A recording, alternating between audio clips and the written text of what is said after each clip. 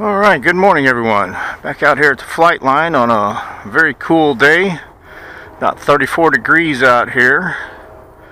Towards the end of January 26th actually. Haven't flown in a long time. It's been about probably 9 weeks, maybe 10.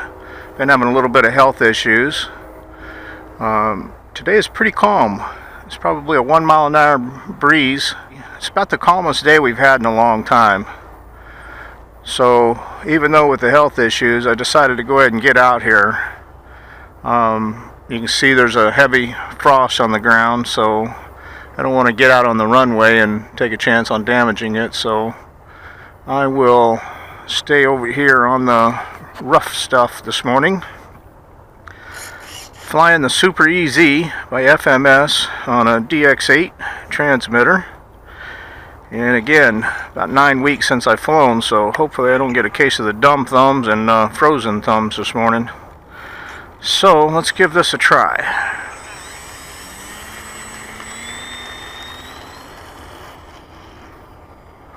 So far so good.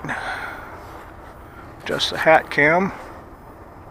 I'm going to try to keep this in relatively close today, just because not feeling real well. Don't want to have to go traipsing through the forest to go get it if it things don't go well.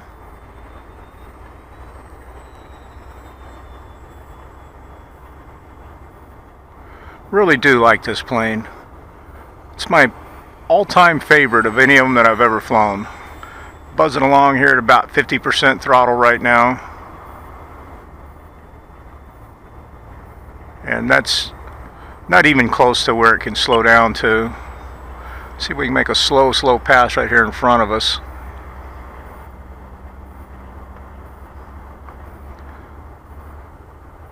Now, I am riding the elevator a little bit, but you can see that's only like 20% throttle.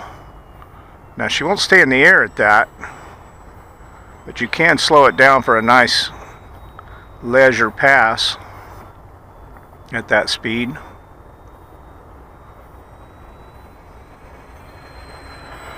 You get great flight times. It calls for a 1300 milliamp battery. I fly it on a 2200. Doesn't seem to mind the weight. Still hits the center of gravity just fine. And if you're really stingy on the throttle and just have a leisure flight, you can easily get 12-13 minutes out of it with no worries. And if you're really cranking on the throttle, you can get 9 or 10 minutes depending on the wind.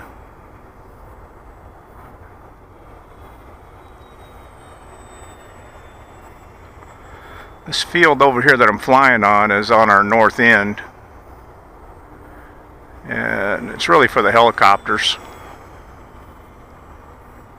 but it suffices okay when the runway is really wet or having maintenance done, stuff like that. But you gotta have some big wheels, otherwise you will never make a good landing. It's even tough with planes like this with big wheels. Wants to nose over when it hits those bumps in the ground.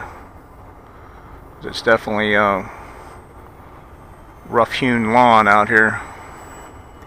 It's got 1 or 2 areas out there that's pretty smooth, and that's where I'll go try to set it down at.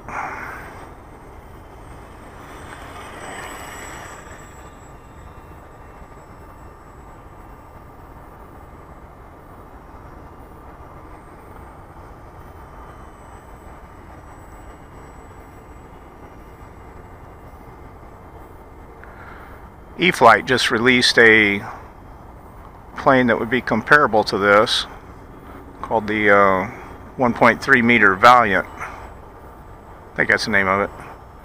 I've seen some early flight demos of that. I think that would be an equivalent plane to this one, with the exception that that one does have flaps. This one does not. I have set this up with flaperons in the past. Didn't really care for it. Took it back out. But the Valiant, I believe, has a price point of around 200. whereas this one has a price point of around $139.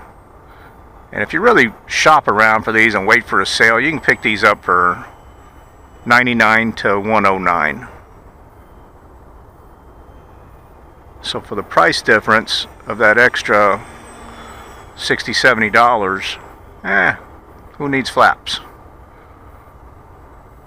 Now, granted, the Valiant I think is a better looking plane, looks more scale.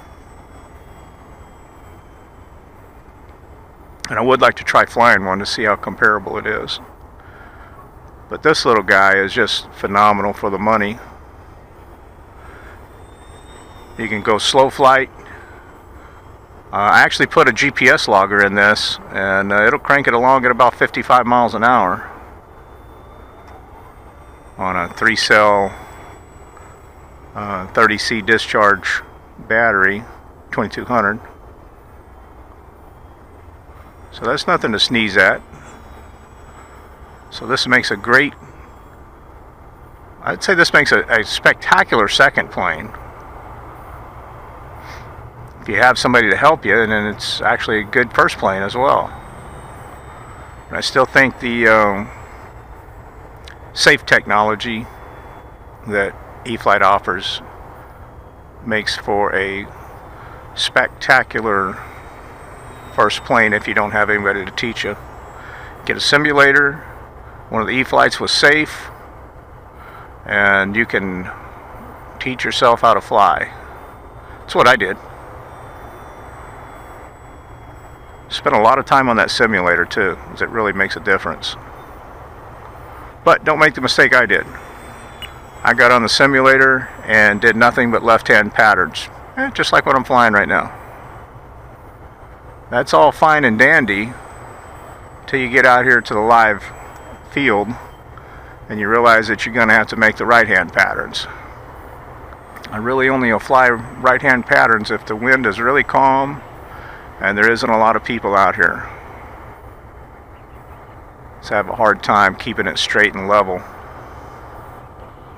on a right-hand pattern.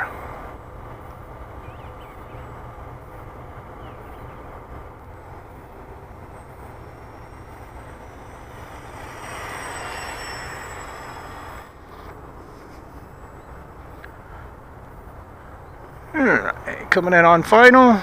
Start cutting the throttle. Riding the elevator slightly. And she's down. Alright, still got lots of battery time. Got about 2 minutes left, but like I mentioned, it's around 34 degrees. Yeah, I got right at 2 minutes. 34 degrees, and my fingers are pretty numb. So we're going to end this flight. Head back over to the car. Get us a little snack. And then we'll fly it again.